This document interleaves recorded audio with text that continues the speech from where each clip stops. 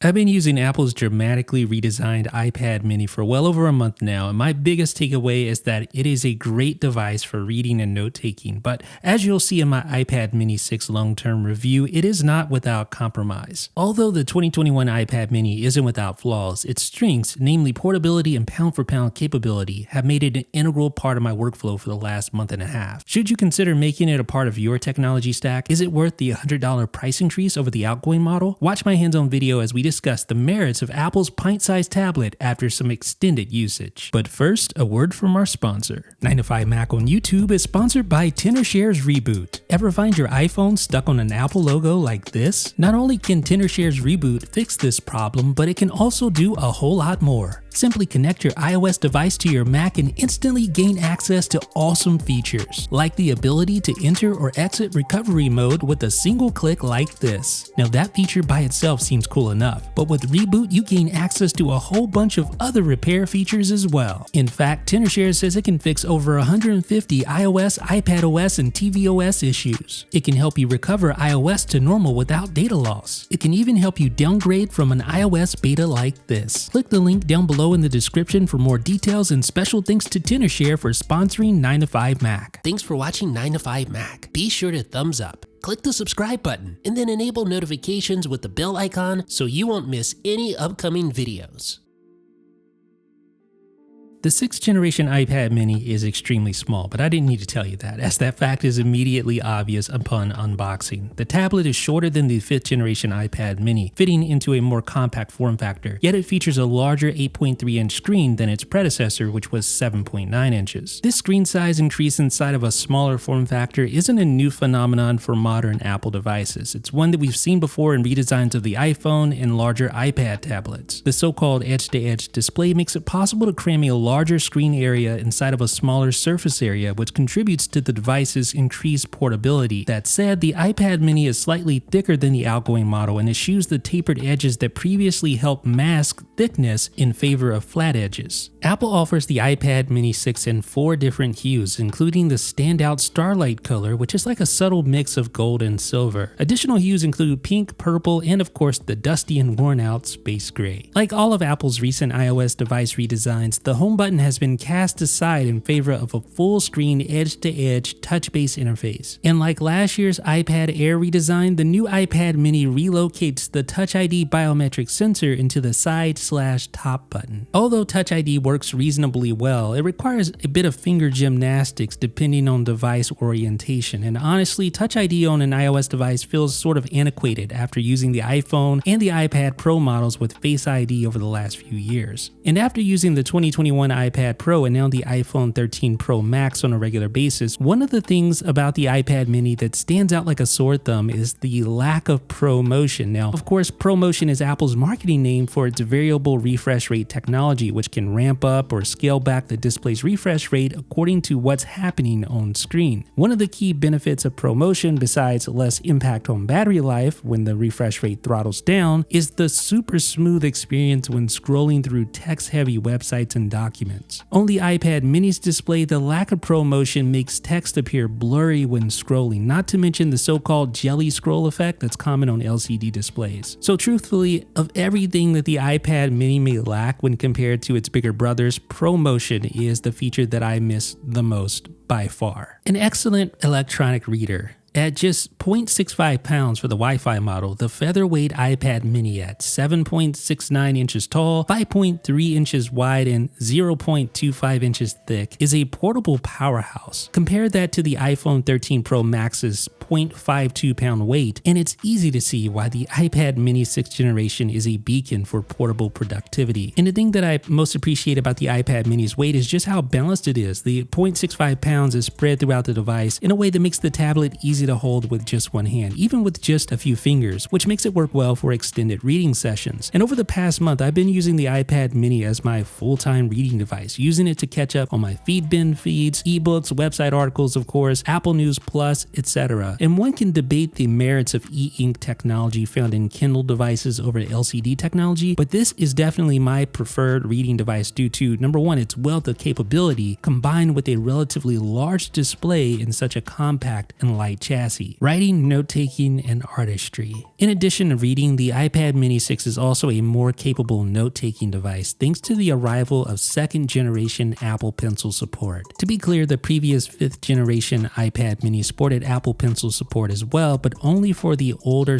rounded style 1st generation Apple Pencil. One of the biggest issues with the first Apple Pencil was that it was, number one, hard to keep with you unless you owned a case that included a pocket for storage. The 2nd generation Apple Pencil features enhanced functionality, but most importantly, it magnetically attaches to the long side of the iPad mini for storage and to facilitate pairing and recharging. Now, having the Apple Pencil attached to the side of the iPad mini means that it's always readily available, which greatly ups the likelihood of it actually being put to use. Unlike the bigger iPad models, the iPad mini isn't great for long form typing as there's no first party attachable keyboard, and the virtual keyboard is just way too small for long form projects. But again, this serves to elevate the value of the Apple Pencil, which can be used for text input using iPad OS features like Scribble, for instance. Throughout the last month, I found myself using the Apple Pencil to write notes, annotate video scripts, and create storyboards for upcoming video ideas in the Notes app. And artists may particularly enjoy having a portable digital canvas using popular apps like Procreate, Linear Sketch, Affinity Designer, and more. Granted, the iPad mini simply lacks the screen real estate for someone who may want a tablet primarily for artistry, but its portability makes it a great travel companion for artists who often find themselves inspired while out and about. USB-C flexibility. One of the biggest new additions to come to the iPad mini is the adoption of USB-C connectivity, and not only is this used for recharging the iPad, but it also features faster USB 3.1 Gen 1 connectivity, what basically means 5 gigabits per second maximum speed for speedy offloading of photos and videos. It's not as capable as the iPad Pro, which features faster Thunderbolt connectivity, which works with a wider array of products as well, but even plain USB 3.1 opens up a litany of peripheral options that simply weren't available in the past on the mini. With a single USB-C cable, you can easily connect external drives, microphones, audio interfaces, and more, and having this sort of flexibility present removes workflow roadblocks associated with iPads sporting Apple's slow and antiquated Lightning connector. Please get rid of that, Apple. Especially for photographers and videographers who regularly offload photos and videos, the presence of the ubiquitous USB-C connector makes a huge difference in productivity. iPadOS 15 should also not be overlooked in this area because it features an upgrade to the file transfer interface with Finder-like time-remaining statistics that are clearly inspired by the Mac, and thankfully so. Having better insight into in-progress file transfers is priceless when transferring large files to and from the iPad mini. A big win for users.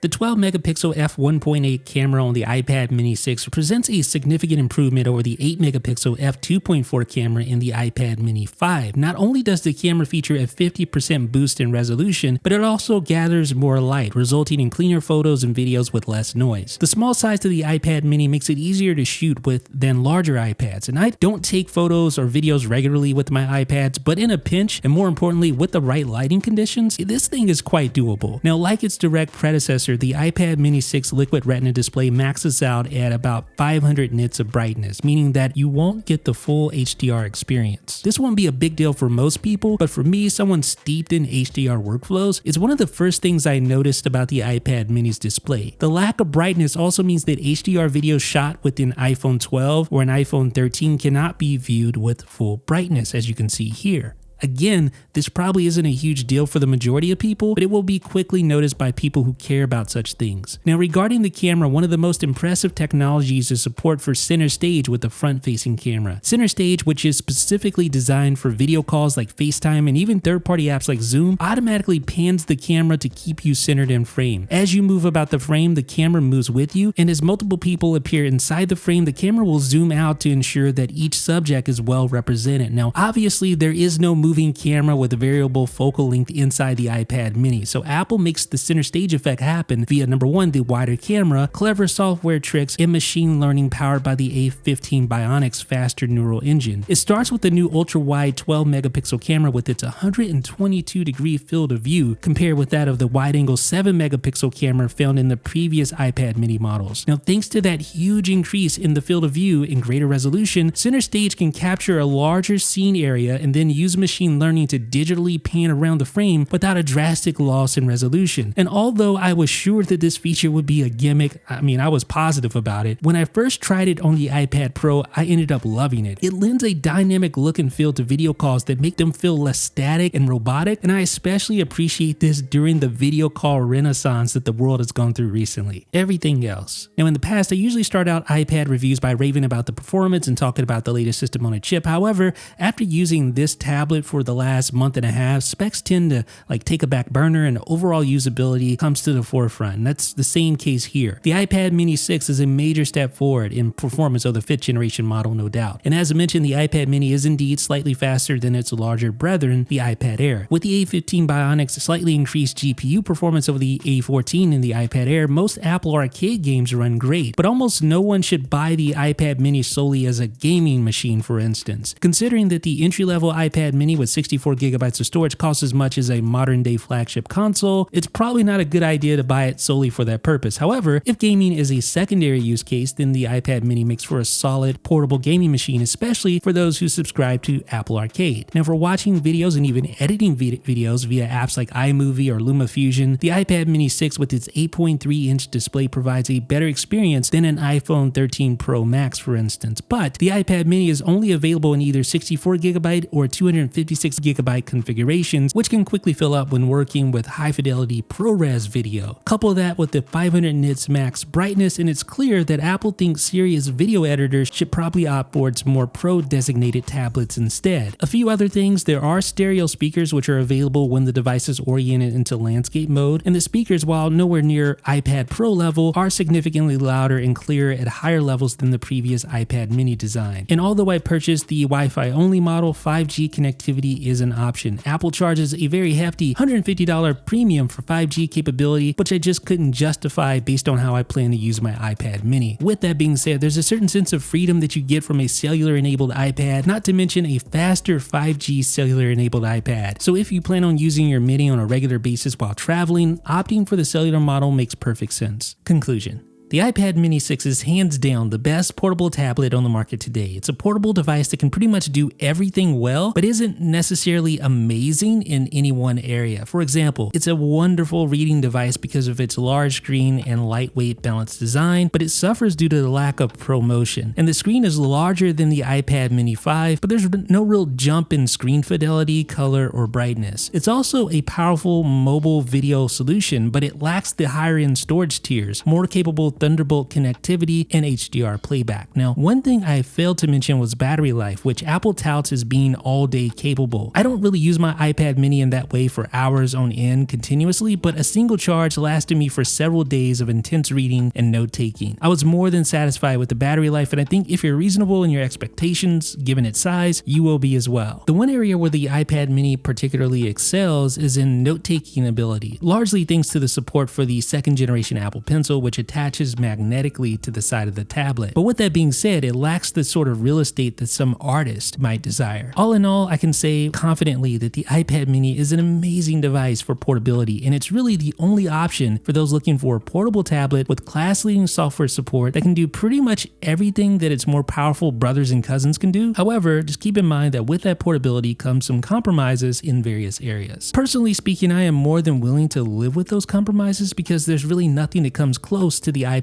Mini in a comparable form factor. Even if you already own the 5th generation iPad Mini, I think this 6th gen version is a worthwhile upgrade. You get a much faster tablet with that 6-core A15 Bionic chip, support for a much better Apple Pencil, a larger display, better sound although you lose that 3.5mm headphone jack, and you get 5G connectivity as an option. That makes the iPad Mini 6 a pretty decent upgrade over older Mini models. What do you guys think about the iPad Mini 6? If you appreciated this video, leave me a thumbs up as well, and let me know what you guys think down below in the comment section. This is Jeff with 9to5Mac. Special thanks to TensorShare's Reboot for sponsoring 9to5Mac, the perfect companion for your brand new iPhone 13. TensorShare's Reboot lets you enter and exit recovery mode with a single click. In fact, TensorShare can fix over 150 iOS, iPadOS, and tvOS issues. Click the link in the description to download Reboot today.